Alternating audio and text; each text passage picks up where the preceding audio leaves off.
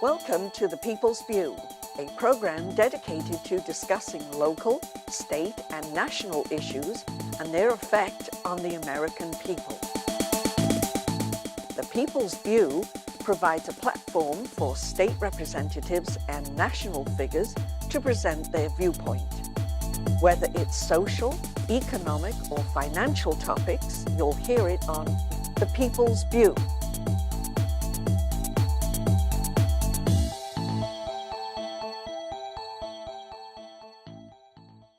Hello and welcome to People's View. I'm Carl Seidel, hosting the show. It's sponsored by the Nashua City Republican Committee. And if you want to learn more about the committee, go to the website, nashuagop.org. We meet the second Thursday of every month at the Crown Plaza. And my co-host, Kevin Avard, we're going to talk to Jake. How are you? Doing well. Okay. Tell us all about your organization, the College Republican Organization. Of course. Well, thank you for having us on, of course. It's great to join you guys today. But we are the New Hampshire Federation of College Republicans. And right now we consist of 6 college chapters throughout the state of New Hampshire. When I took office in April 2012, we had Dartmouth College, Keene State College, University of New Hampshire, and where I attend, St. Anselm College, as part of our organization. And we worked tirelessly during the 2012 election. We completed over 2,000 hours of volunteer hours in service, mobilizing our students, getting them educated, getting them involved.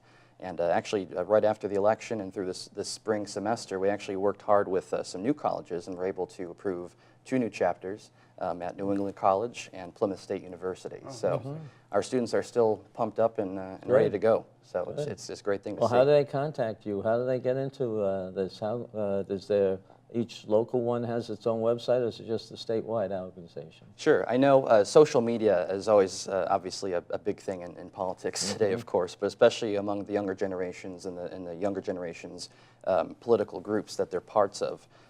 It's definitely an important tool that's helped us reach out to new people much more easier. So all of the chapters have their own Facebook pages. A lot of them have their own Twitter pages, and that really allows them to reach out to New Hampshire voters, New Hampshire people a lot easier.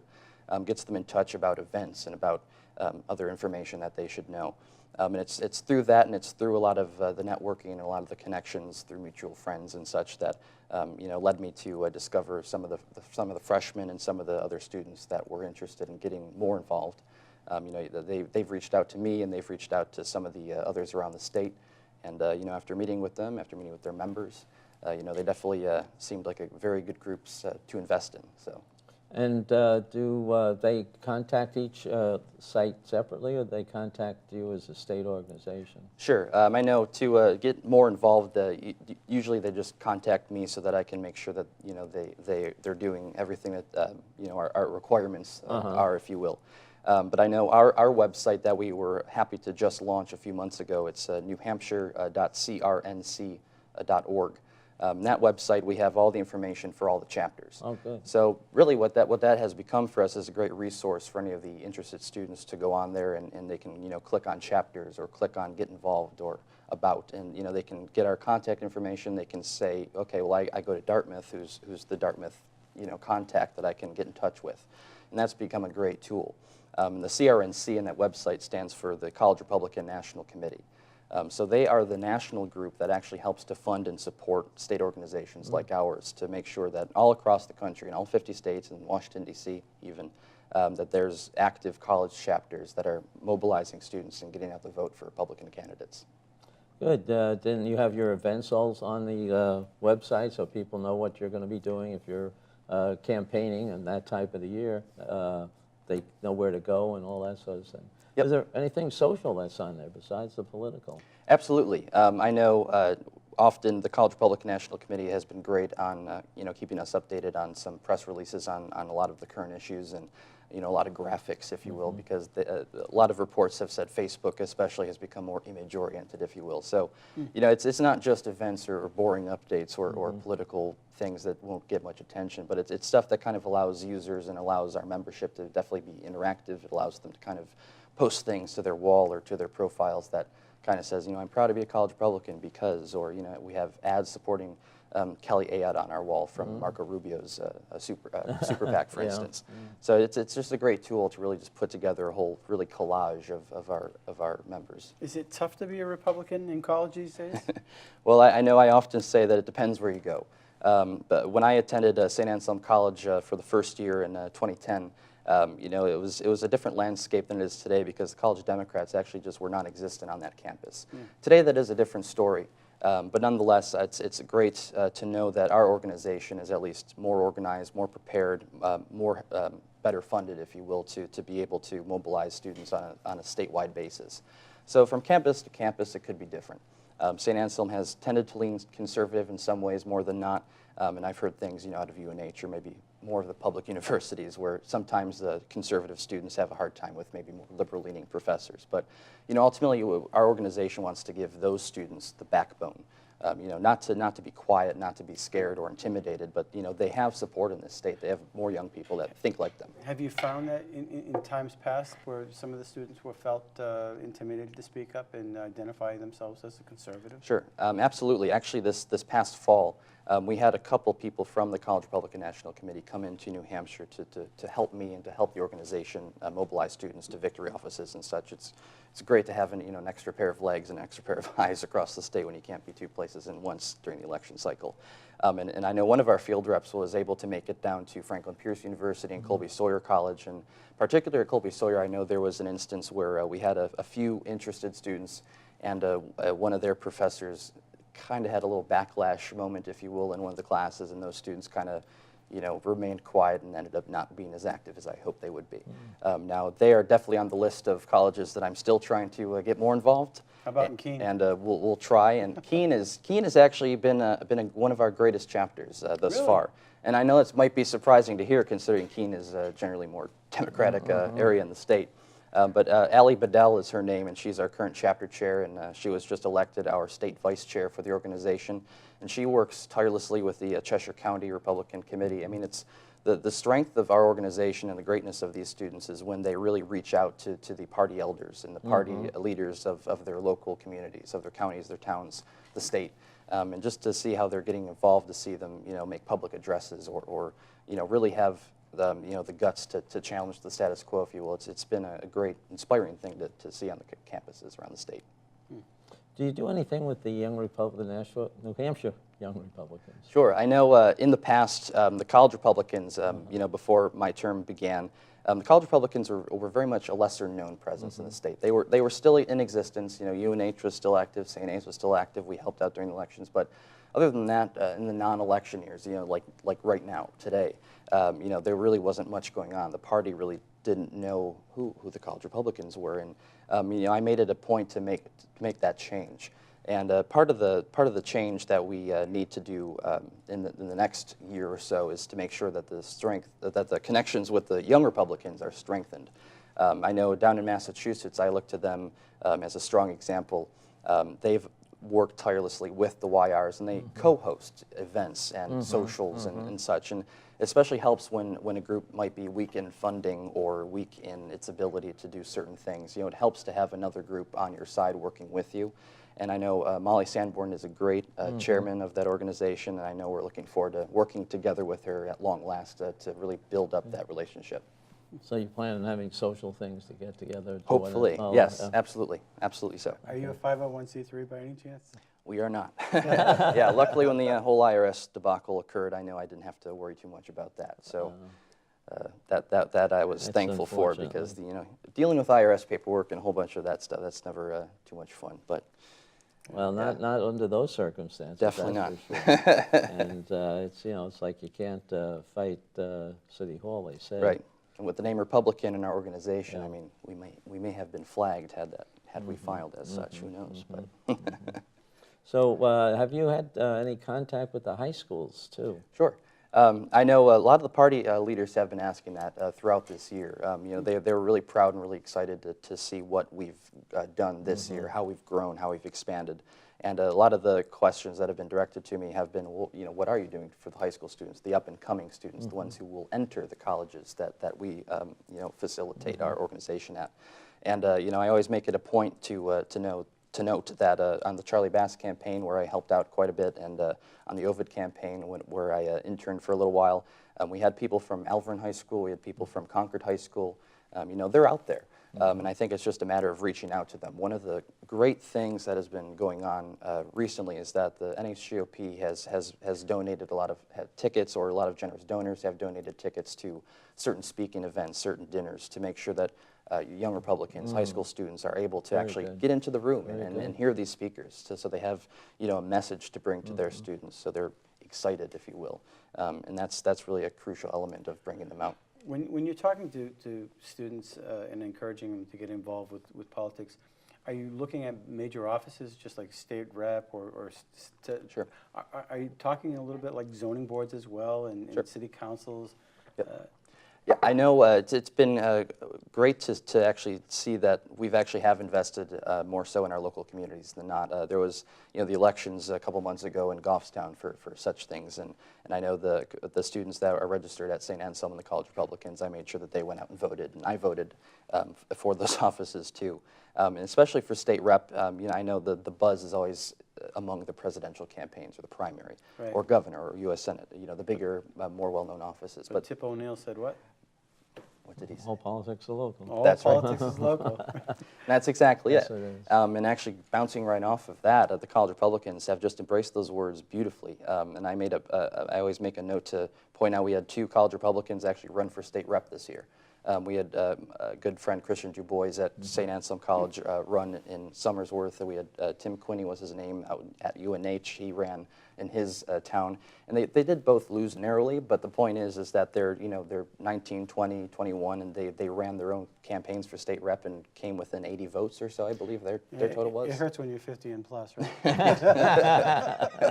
In fact, I do know we actually have Joe Sweeney too. I think he's one of the youngest members in the State House right now too, fresh out of at UNH, and he's a good voice for our generation out in Concord too. So it's great to see the involvement that we've Well, had. keep it up. We need the younger blood in there. Absolutely. And sometimes the older people try to run it the way they did 20 years ago, Sure. and it just isn't working That's right. anymore. I know College Republicans, at least the way I've come to view it, it's so much more than just a grassroots operation, and we're proud to be that. We're here for the Republican candidates always, and we always will be. But I think it's also, the organization can serve as a certain thermometer of sorts to tell the Republican Party, this is the future. This is what we think. We might disagree on same-sex marriage, for instance, but we had a straw poll at our recent convention, and 83% of the straw poll attendees, our College Republican members, support full marriage rights. They support legalized gambling. There's some differences, but ultimately I think it's our view that we have to modernize, not necessarily moderate, and that's what we're trying to aim to do. Well, for the most part, there's a fiscal conservatism. Absolutely. And I think that's what's needed for this government anyway. Absolutely. We're out of control. Right. Especially, in record numbers, college students, my generation, the unemployment number is soaring, and we've had record numbers of people having to move in back with their parents after graduation because they can't find work. So. Well, that's one of the things that I think we've heard and we've been involved in. I think both Kevin and I don't know if you saw the close-up, John Sobrowski, you talked about what we're supposed to be doing is broadening the tax base, not increasing the taxes. Right. Exactly. And that's the solution to a lot of these problems. It Right. gets you the jobs, it gets the income that's there and that's what we have to work on. And I don't Right. know why people don't see that as a Exactly. definite way of getting better. Exactly, and it's very interesting to find too, because when you actually get a chance to talk to a lot of the students who maybe are a little less involved or less informed, you do find more often than not that they are fiscal conservatives, that they tend to agree with us more so than they would maybe initially think. And going even back to some of the issues that I mentioned, like same-sex marriage, or some of the more maybe social issues, maybe divisive, sure, but at the end of the day, I know what they've said, and I fully agree that same-sex marriage and some of those issues are gateway issues. We've had oftentimes when we were tabling in the fall, people come up to us and say, "Why are you so anti-women? I can't help you guys out." And at the end of the day, it's not true. We have to shatter those myths. We have to shatter those views of our party, and ultimately bring them to the light to say, you guys actually are more conservative and more Republican leaning than you guys think. It's amazing how the other side is successfully demonized. Right. Those are the words I was just going to use, too. That's right. Actually, I mean, if I can reflect on the 2012 debate cycle, Yeah. we host a lot of debates at the Institute of Politics at St. Anselm College. It got to the point where the Maggie Hassan campaign staff actually had a girl dress up as a birth control pill and literally dance around, if I recall. It really just got out of hand and a little bit crazy on those issues. It was How do you counter that? disheartening. I'm sorry. No, that's to say, I don't know, we're Yeah. thinking the same line. Right. How do you counter that? How do you get over the demonization? Because they pick up on that, and they you know, takes all the wind out of your sails. Right. In a way. I know more than anything, young people especially are looking for candidates that are genuine, and they're looking for candidates that are, you know, true to their principles. But, you know, going hand in hand with that is someone who's strong, who's bold, who's not afraid to come out and say, that was wrong, and, you know, this is where I actually stand on the issues. Especially reflecting maybe back on the Ovid Maggie Hassan race. I know the thing that was so disheartening about all those attack ads against Ovid was that he was anti-woman, and this is a man who has a wife and 2 daughters. I just don't know how someone like that could be anti-woman. You know, there's a lot that I think we have to do to be more aggressive and more, I think, proactive in the way we combat, you know, the attacks that are always thrown at us. Yeah. Well, I know, you know, this isn't exactly new. It's really, they're doing it better than they have in the past. Way back when I was a young Republican, which was before you were born, we were in the Goldwater campaign. Of course, yep. And one of the Buffalo guys is the vice president, right?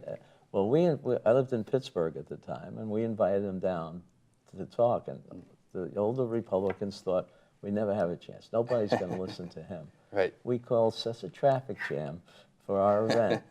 So I want to encourage you to do something, you know, a little bit different maybe. Don't be afraid of going out there on your own and getting some speaker who people don't think you're going to be able to attract an audience. You are going to. Right. And you're organized enough to be able to drum up the people that are going to come. I think so, and going hand in hand with that again is the strengthened relationship that we've had with the NHGOP. You know, you go back to speakers, and I think with them and a lot of our connections that we've gained on the campaign trail, we have a great plethora of people that young Republicans, young conservatives are very much attracted to.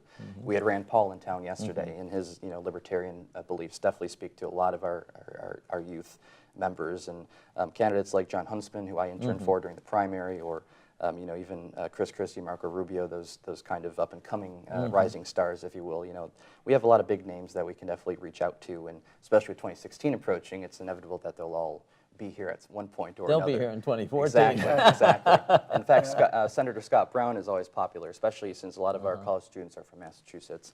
But he was at the YR convention. And you know, he's been at a lot of the dinners where the CRs have been, and he's a great guy because he always mingles around and is always sure to thank the young people for helping him out in his reelection or his first election, of course. And you know, it's always just great to see how genuine they are in interacting with our young people, and that they actually care about us and our issues and what's really at stake for our generation. So it's been great. There's a lot. Exactly, there's a lot at stake, especially with $16 trillion over our head.